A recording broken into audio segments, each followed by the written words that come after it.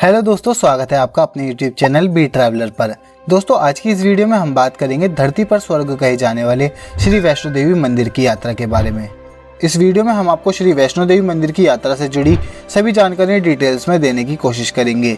जैसे आप वैष्णो देवी मंदिर तक कैसे जाएं, वैष्णो देवी मंदिर की यात्रा के दौरान अपने ठहरने की व्यवस्था कहाँ पर करें और कैसे करें, RFID कहाँ से बनवाएं, यात्रा के दौरान खाने पीने की व्यवस्था कहाँ पर करें और कैसे करें, घोड़े, पिट्ठू, पालकी के क्या रेट रहते हैं, बैटरी कार से कैसे जाएं और इसका क्या किराया रहता है, रोपवे एंड हेलीकॉप्टर का क्या किराया रहेगा एंड इनकी बुकिंग आप कैसे कर सकते हैं। साथ ही साथ दोस्तों, हम आपको ये भी बताएंगे कि वैष्णो देवी मंदिर की यात्रा करने का सही समय कौन सा रहेगा एंड इस पूरी यात्रा को कंप्लीट करने में आपका कितना खर्चा आएगा। दोस्तों, ये सारी जानकारी हम आपको स्टेप बाय स्टेप डिटेल में देने की कोशिश करेंगे, इसलिए वीडियो को बिना स्किप किए एंड तक देखिएगा। चलिए दोस्तों, देर न करते हुए शुरू करते हैं।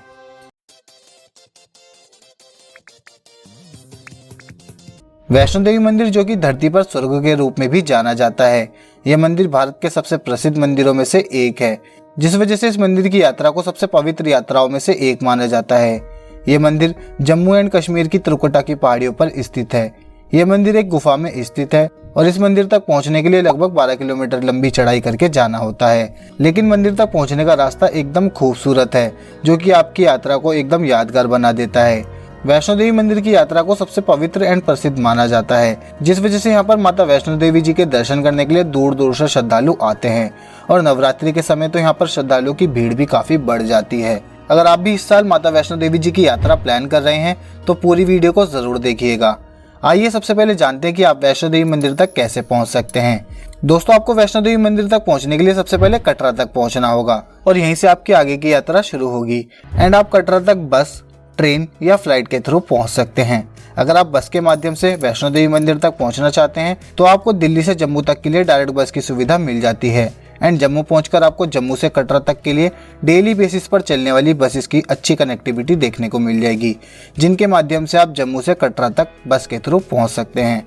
जम्मू से कटरा तक के लिए आपको non AC buses and AC buses दोनों तरह की बसेस मिलती हैं, जिसमें AC बसेस का किराया 180 रुपये से लेकर 200 रुपये तक का रहता है एंड नॉन AC बसेस का 80 रुपये से लेकर 100 रुपये तक का। जम्मू से कटरा की दूरी लगभग 45 किलोमीटर की है, जिस दूरी को आप 3 से 4 घंटे में ही पूरा कर लेंगे। एंड अगर आप ट्रेन के माध्यम से कटरा तक पहुंचना चाहते हैं तो आपको भारत के कई बड़े शहरों से श्री माता वैष्णो देवी कटरा रेलवे स्टेशन तक के लिए ट्रेन की अच्छी कनेक्टिविटी देखने को मिल जाती है। या फिर अगर आपको कटरा रेलवे स्टेशन तक के लिए ट्रेन नहीं मिलती है तो आप जम्मू तवी रेलवे स्टेशन तक ट्रेन के माध्यम से पहुंच सकते हैं और जम्मू से कटरा तक ट्रेन चेंज करके या फिर बसेस के थ्रू या फिर टैक्सी के थ्रू भी पहुंच सकते हैं। तो चलिए दोस्तों, अब आप अगर ट्रेन के माध्यम से आए थे तो आप श्री माता वैष्णो देवी कटरा रेलवे स्टेशन से ऑटो, टैक्सी या फिर पैदल भी कटरा बस स्टैंड तक पहुंच सकते हैं। कटरा रेलवे स्टेशन से कटरा बस स्टैंड तक का ऑटो का किराया 100 रुपये तक का रहता है एंड अगर आप टैक्सी या फिर बसेस के थ्रू जम्मू तवी से आए हैं तो ये बस वाले या फिर टैक्सी वाले आपको कटरा बस स्टैंड तक ड्रॉप कर देते हैं। तो चलिए दोस्तों, अब आप कटरा बस स्टैंड तक पहुंच जाएंगे तो अब बात कर लेते हैं कि आप ठहरने की व्यवस्था कहाँ पर कर सकते हैं और कितने बजट में कर सकते हैं। दोस्तों, कटरा में ठहरने के लिए आपको काफी सारे ऑप्शन देखने को मिल जाते हैं, जैसे कि प्राइवेट होटल्स, जो कि आपको 600 रुपये से लेकर 1000 रुपये तक में मिल जाते हैं एंड ओनली नहाने धोने के लिए और लॉकर रूम की सुविधा भी आपको यहाँ पर मिल जाती है, जो कि 120 रुपये पर पर्सन के हिसाब से रहती है। और ये सुविधा आपको कटरा बस स्टैंड के पास में भी मिल जाती है और रेलवे स्टेशन के पास में भी मिल जाती है। मेरे हिसाब से आप कटरा बस स्टैंड के पास में ही ये सुविधा लें। एंड दोस्तों, कटरा बस स्टैंड के पास में ही ये निहारिका कॉम्प्लेक्स है, जो कि श्री माता वैष्णो देवी जी की ट्रस्ट की तरफ से ही बनाई गई है। यहाँ पर आपको ठहरने के लिए डॉर्मेट्री एंड होटल की सुविधा मिल जाती है, जिनके प्राइस कुछ इस तरह से रहते हैं एंड डॉर्मेट्री की सुविधा यहाँ पर 150 रुपये पर पर्सन के हिसाब से मिल जाती है। आप इन डॉर्मेट्री या फिर होटल की बुकिंग इस वेबसाइट पर जाकर कर सकते हैं, जिसकी लिंक आपको नीचे डिस्क्रिप्शन में भी मिल जाएगी, लेकिन आप इसकी बुकिंग लगभग 2 महीने पहले ही कर बिकॉज आपको यहाँ पर आकर डायरेक्टली होटल मिलने के या फिर डॉर्मेट्री मिलने के कम चांसेस ही रहते हैं। तो चलिए दोस्तों, अब ठहरने की व्यवस्था भी हो गई है तो अब बात कर लेते हैं कि आप अपनी यात्रा शुरू कैसे कर सकते हैं। यात्रा शुरू करने से पहले आपको RFID कार्ड बनवाना होता है, जिसे आप Katra railway station, new Tarakot मार्ग, त्रिकुटा भवन या फिर कटरा बस स्टैंड के पास से बनवा सकते हैं।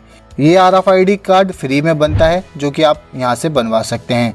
आपको केवल अपना आधार कार्ड लेकर जाना होता है, जहाँ पर आपकी फ़ोटो खिंचती है और आपको RFID कार्ड मिल जाता है और इस RFID कार्ड को आपको पूरी यात्रा के दौरान पहनकर रहना होता है। RFID कार्ड बनवाने के बाद आप बस स्टैंड से लगभग 2 किलोमीटर की दूरी पर चलकर आपको बाणगंगा गेट पर पहुंचना होगा। अब आप या तो पैदल चलकर जा सकते हैं या फिर आप बस स्टैंड के पास से ही ऑटो के थ्रू भी जा सकते हैं।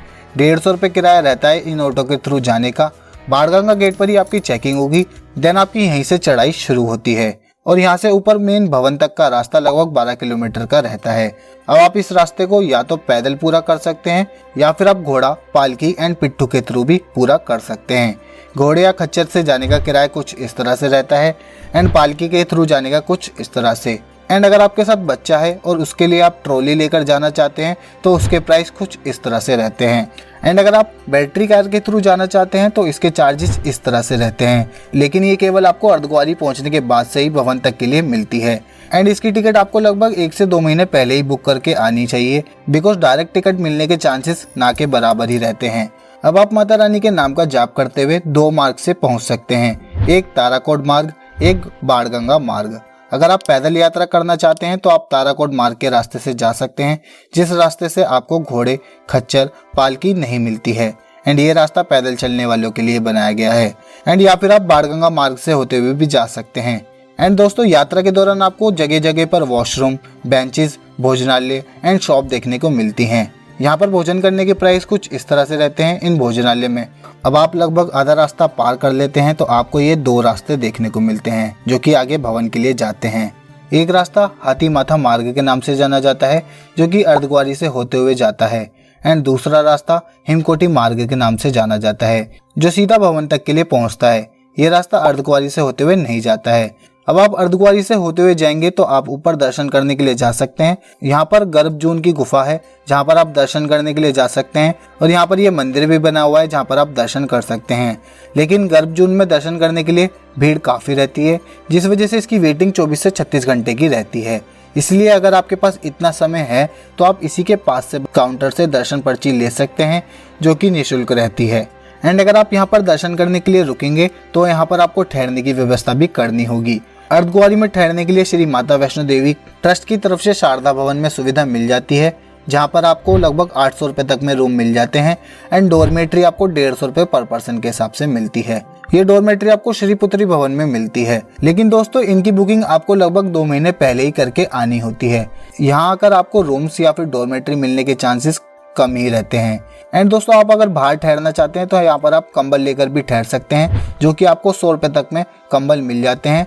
ये जमा कराने होते हैं आपको 100 रुपये। जब आप कंबल वापस करने जाते हैं तो आपको वापस 100 रुपये मिल जाएंगे। इसका मतलब कि ये कंबल की सुविधा निःशुल्क रहती है। दोस्तों, अब आप आगे का रास्ता तय करते हुए भवन पर पहुंच जाएंगे तो यहाँ पर भी आपको ठहरने के लिए रूम्स मिल जाते हैं, जिसके प्राइस कुछ इस तरह से रहते हैं। एंड डोरमेट्री आपको 150 रुपये पर पर्सन के हिसाब से मिल जाती है, जो कि भवन के पास में ही है जहाँ पर आप ठहर सकते हैं। लेकिन दोस्तों, वही बात है कि यहाँ पर भी आपको ठहरने के लिए 2 महीने पहले ही बुक करके आना होता है, जिसकी वेबसाइट की लिंक आपको नीचे डिस्क्रिप्शन में मिल जाएगी। एंड दोस्तों, अगर आप यहाँ पर ठहरना नहीं चाहते हैं तो आपको यहाँ पर मनोकामना भवन के नीचे भी ठहरने के लिए व्यवस्था मिल जाती है, जो कि निःशुल्क रहती है। यहाँ पर से आप कंबल लेकर ठहर सकते हैं। 100 रुपये जमा कराकर कंबल मिल जाते हैं।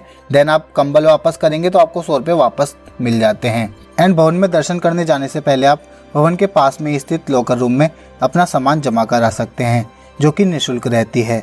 एंड भवन के पास में ही नहाने के लिए लेडीज एंड जेंट्स के लिए अलग अलग सुविधा बनाई गई है, जहां पर आप अपने नहाने की व्यवस्था कर सकते हैं। एंड उसके बाद अपना सारा सामान लॉकर रूम में जमा कराने के बाद वैष्णो देवी जी के दर्शन करने के लिए जा सकते हैं। एंड दर्शन आपको 1 से 2 घंटे में आराम से हो जाते हैं। अगर आप यहाँ पर नवरात्रि या फिर किसी त्योहार के टाइम में यहाँ पर आएंगे तो आपको दर्शन करने में थोड़ा ज़्यादा समय लग सकता है, अदरवाइज आपको 1 से 2 घंटे में आराम से दर्शन हो जाते हैं। और दोस्तों, श्री माता वैष्णो देवी जी के दर्शन करने के बाद आप ऊपर भैरव बाबा मंदिर में श्री भैरवनाथ जी के दर्शन करने के लिए जा सकते हैं। ये मंदिर भवन से थोड़ा और ऊपर पहाड़ी पर स्थित है। ऊपर भैरव बाबा मंदिर तक पहुंचने के लिए आप पैदल चलकर जा सकते हैं, घोड़े या फिर खच्चर के माध्यम से जा सकते हैं, या फिर आप रोपवे के थ्रू भी जा सकते हैं। रोपवे से जाने की टिकट 100 रुपये पर पर्सन की रहती है।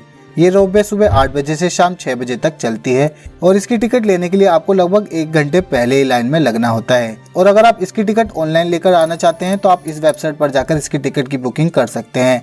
वेबसाइट की लिंक आपको नीचे डिस्क्रिप्शन में मिल जाएगी। अब ऊपर पहुंचकर आपको मंदिर से पहले ये प्रसाद काउंटर देखने को मिलते हैं। यहाँ पर आपको 50 रुपए में प्रसाद मिल जाता है और प्रसाद लेने के बाद आप भैरव बाबा जी के दर्शन करने के लिए जा सकते हैं। और दर्शन भी आपको यहाँ पर आराम से 10 से 20 मिनट में हो जाते हैं। अब भैरव बाबा जी के दर्शन करने के बाद आप वापस नीचे की ओर आ सकते हैं। अगर आप रोपवे से आए थे तो आप उसी टिकट के थ्रू वापस नीचे भवन तक पहुंच जाएंगे, या फिर आप पैदल चलकर भी जा सकते हैं। अब भवन पर पहुंचने के बाद आप भवन से नीचे की ओर घोड़े, खच्चर, पालकी एंड बैटरी कार के थ्रू वापस नीचे जा सकते हैं, जिनका किराया मैं आपको पहले ही बता चुका हूँ। तो दोस्तों अब आप नीचे बाणगंगा गेट पर पहुंच जाएंगे। वहां पर आप अपना RFID कार्ड जमा करा सकते हैं। दोस्तों आप बाणगंगा गेट के बाहर से ही आपको ऑटो मिल जाते हैं, जो कि कटरा बस स्टैंड तक के लिए मिलते हैं। 210 रुपये ऑटो का किराया रहता है। तो आप ऑटो के थ्रू बस स्टैंड तक पहुंच सकते हैं, या फिर आप पैदल भी जा सकते हैं। एंड दोस्तों अगर आप हेलीकॉप्टर के थ्रू मंदिर तक दर्शन करने के लिए जाना चाहते हैं तो हेलीकॉप्टर का किराया रहता है एक तरफ का 2100 रुपये पर पर्सन का, एंड दोनों तरफ का किराया 4200 रुपये पर पर्सन का रहता है। आप इसकी टिकट ऑनलाइन बुक करके आ सकते हैं। नीचे डिस्क्रिप्शन में आपको इसकी भी लिंक मिल जाएगी। याद रखिएगा दोस्तों, कम से कम 1 से 2 महीने पहले ही आपको इसकी बुकिंग करके आना होता है, बिकॉज यहाँ पर आपको टिकट मिलने के कम ही चांसेस रहते हैं। एंड अगर बात करेगी वैष्णो देवी यात्रा करने का सही समय कौन सा रहेगा, तो आप यहाँ पर वैसे तो साल के किसी भी दिन दर्शन करने के लिए आ सकते हैं, लेकिन अगर आप नए साल पर या फिर किसी त्यौहार पर या फिर नवरात्रि के समय यहाँ पर आएंगे तो आपको भीड़ थोड़ी ज़्यादा देखने को मिलेगी। अदरवाइज आप शारदीय नवरात्रि के बाद यहाँ पर दर्शन करने के लिए आ सकते हैं, जो कि अक्टूबर से दिसंबर तक का टाइम रहता है। तो आपको यहाँ पर आराम से भी दर्शन हो जाएंगे और भीड़ भी कम देखने को मिलती है। एंड अगर बात करें कि इस पूरी यात्रा को कंप्लीट करने में एक पर्सन का खर्चा कितना आएगा, तो इस पूरी यात्रा को कंप्लीट करने में एक पर्सन का खर्चा 2000 रुपये से लेकर 2200 रुपये तक का आता है, और आप इस यात्रा को 1 से 2 दिन में ही आराम से पूरा कर लेंगे। तो दोस्तों आज की वीडियो में बस इतना ही। आई होप आपको मेरी इस वीडियो से वैष्णो देवी मंदिर की यात्रा से जुड़ी सभी जानकारियाँ डिटेल में मिली होगी। अगर फिर भी कोई क्वेश्चन मुझसे छूट गया है तो आप हमें कमेंट करके पूछ सकते हैं, या फिर आप हमें फेसबुक या इंस्टाग्राम पर मैसेज करके भी पूछ सकते हैं। हम वहाँ पर भी आपको इसी तरह की जानकारियाँ देते रहते हैं। आई होप आपको मेरी ये वीडियो पसंद आई हो। अगर आपको मेरी ये वीडियो पसंद आई हो तो वीडियो को लाइक करें और अपने दोस्तों और परिवार के साथ वीडियो को ज़्यादा से ज़्यादा शेयर करें। एंड ऐसी ही और वीडियोस को देखने के लिए चैनल को सब्सक्राइब ज़रूर करें और बेल आइकन को प्रेस करना ना भूलें, ताकि आने वाली इसी तरह की और भी वीडियोस को आप सबसे पहले देख सकें। दोस्तों अगर वीडियो अच्छी लगती है तो लाइक ज़रूर करिएगा। एंड दोस्तों मैंने इस मंदिर की यात्रा को नवंबर लास्ट में पूरा किया था। अगर आप मेरे एक्सपीरियंस को देखना चाहते हैं तो आप इस वीडियो को ज़रूर देख सकते हैं। जय माता दी दोस्तों, थैंक यू सो मच। जय हिंद।